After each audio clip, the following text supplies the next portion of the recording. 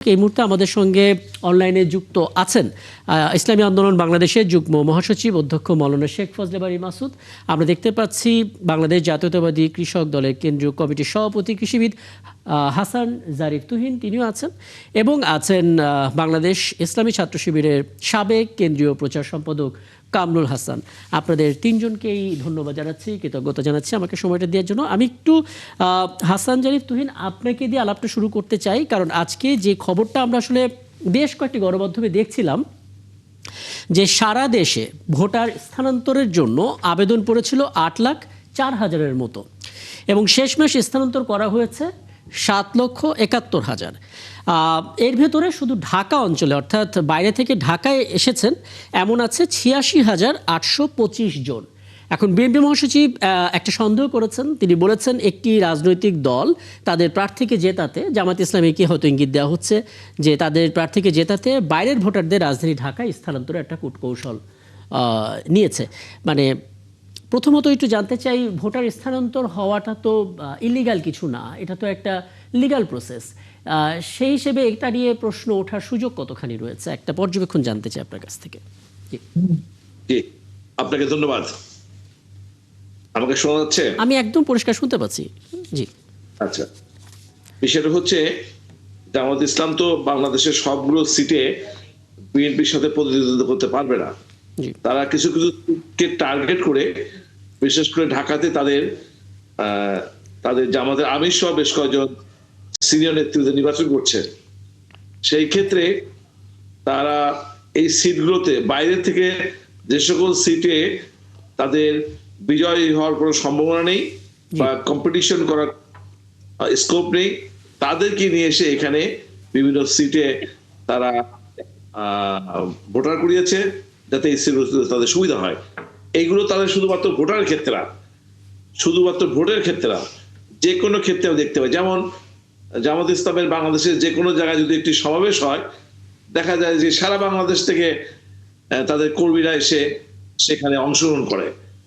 সুতরাং তাদের রাজনীতিতে যেহেতু এখনো পূর্ণতা পায়নি, বাংলাদেশের সব জায়গাতে রাজনীতির বিস্তার ঘটেনি, এই জন্য তাদের সভা সমাবেশ এবং জাতীয় সংসদ নির্বাচনে যেটা অনুষ্ঠিত হতে যাচ্ছে 12 ফেব্রুয়ারিতে, সেইখানেও তারা একই পলিসি অ্যাপ্লাই করেছে বলে আমার মনে হয়েছে, বলেই আমাদের মাননীয় মহাসচিব এইভাবেই কথা বলেছেন। কথাটির সত্যতা রয়েছে, যুক্তিকতা রয়েছে বলে আমরা মনে করি। আমি একটু এর ব্যাখ্যা যদি একটু কামরুল হাসান আপনার কাছে আসি, মানে আচ্ছা, কামরুল হাসানের সঙ্গে নিশ্চয়ই আমরা সংযোগটি স্থাপন করলে, আমরা শুরুতে পেয়েছিলাম তাকে, আশা করি তার সঙ্গে পুনঃসংযোগটি স্থাপন করে একটু কথা বলার চেষ্টা করবো। তার আগে আপনার একটা মতামত নিতে চাই খাজা মঈনুদ্দিন। মানে একদম এ মাথা থেকে ও মাথা পর্যন্ত ভোটার শিফট হচ্ছে, এবং এখন পর্যন্ত বলছিলাম 8,04,000-এর মতন আবেদন করেছেন ভোটার স্থানান্তর হওয়ার জন্য, 7,71,000 হয়েছে। আমরা এলাকা ভিত্তিক দেখতে পাচ্ছি, ঢাকার চিত্রটা হচ্ছে সবচেয়ে বেশি, 86,825 জন ঢাকাতে এসেছেন। আপনি কোনো সংখ্যা দেখছেন, কোনো কৌশল? না, কৌশল তো রাজনৈতিক দল করবে। যেমন ধরেন আমেরিকার প্রেসিডেন্ট ডোনাল্ড ট্রাম্প 2016 সালে উনি নিউ ইয়র্কের সিটিজেন ছিলেন। আচ্ছা, এবং 2020-এ যখন উনি নির্বাচন করেন তখন বাই দিস টাইম উনি ফ্লোরিডার সিটিজেন হয়ে গেছেন। তো নিউ ইয়র্কের সাথে অনেকটা গুসা করে উনি ফ্লোরিডার চলে যান। নিউ ইয়র্ক ওনার পছন্দ ছিল না। আমেরিকাতে এরকম শিফটিং বিভিন্ন স্টেটে আছে, এবং আমেরিকার শিফটিংটা কিন্তু আরও সিগনিফিক্যান্ট এই কারণে যে আমেরিকার প্রতিটি রাজ্য, যেগুলো স্টেট, এগুলো কিন্তু অলমোস্ট স্বাধীন আসলে। মানে ধরেন ক্যালিফোর্নিয়ার সাথে কিন্তু বাংলাদেশ চুক্তি করতে পারে, ওই লেভেলের স্বাধীনতা এনজয় করে। এটা আমাদের আমেরিকান ফেডারেল সিস্টেম যেভাবে কাজ করে সেটা অপূর্ব একটা বিষয় কাজ করে। কারণ হলো এখানে এত আমেরিকান প্রেসিডেন্ট হতে পৃথিবীর দুর্বলতম প্রেসিডেন্টের একজন, কারণ ফেডারেল স্ট্রাকচারে এত স্বাধীনতা ভোগ করে। সেখানেই নাগরিকরা কিন্তু এক স্টেট থেকে আরেক স্টেটে যেতে পারে। একজন সেনেটর, মিট রমনি সেনেটর হয়েছেন আরেক স্টেটে গিয়ে, এটা কমন প্র্যাকটিস। আমাদের এখানে সংশয় সন্দেহের কারণটা হয়েছে ঐতিহাসিক কারণে, যেখানে ভোট কারচুপি কিংবা রিগিং, দখল এইসব কারণে। এবং দেখবেন যে এই যে প্রক্রিয়াটি, এটার সাথে আস্তে আস্তে যখন কিছু কারেকশন হয় তখন নতুন পদ্ধতি যুক্ত হয়। এর সাথে সময়ে হুন্ডা দিয়ে গুন্ডা এনে ডান্ডা মেরে ঠান্ডা করার প্রসেস ছিল একদম। এরপরে ছিল যে লাইনে দাঁড়ানো অবস্থায় ছড়েন আপনারা, তার মানে এখানে একটা গন্ডগোল করে যাতে মানুষ কম হয়। এগুলো যখন কাজে লাগে না তখন একটা পরে দেখা আগের রাতে ভোট হয়ে গেল একদম। আর তারপর ওয়াক ওভার নেওয়ার সিস্টেম হলো 2014-তে যেটা হলো, এরকম নানা রকম প্রসেস কাজ করলো। বাট খুব ইন্টারেস্টিং প্রসেস ফলো করা হয়েছিল 2008-এ। সবচেয়ে ইন্টারেস্টিং সেটা হলো ডিমার্কেশন অফ দি বর্ডার।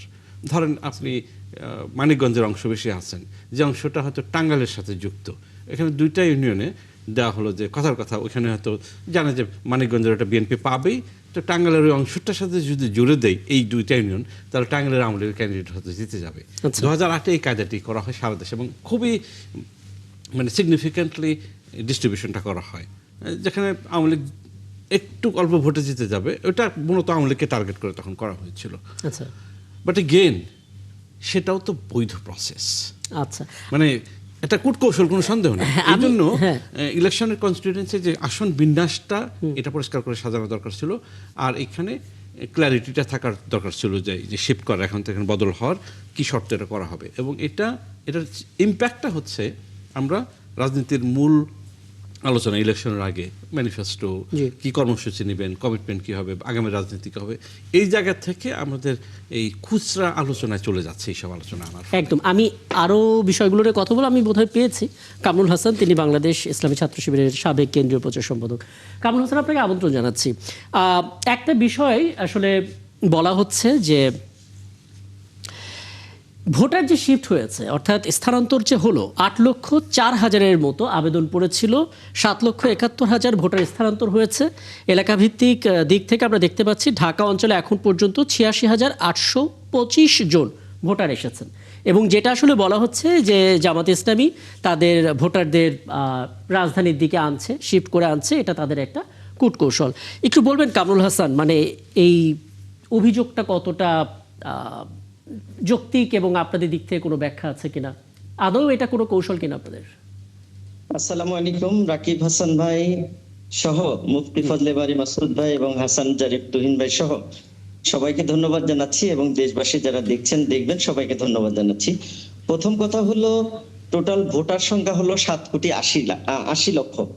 তো 7,80,00,000-এর মধ্যে সারা দেশে ট্রান্সফারের যে আবেদন হয়েছে সেটা মাত্র 7,71,000।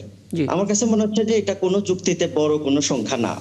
এবং ঢাকায় যেখানে আমাদের মানুষ প্রায় 2.5 থেকে 3 কোটি মানুষ, এবং এখানে ভোটারও সম্ভবত 1.5 কোটি বা 1.25 কোটির কাছাকাছি, আমার কাছে ভোট সংখ্যাটা ভালো জানা নেই।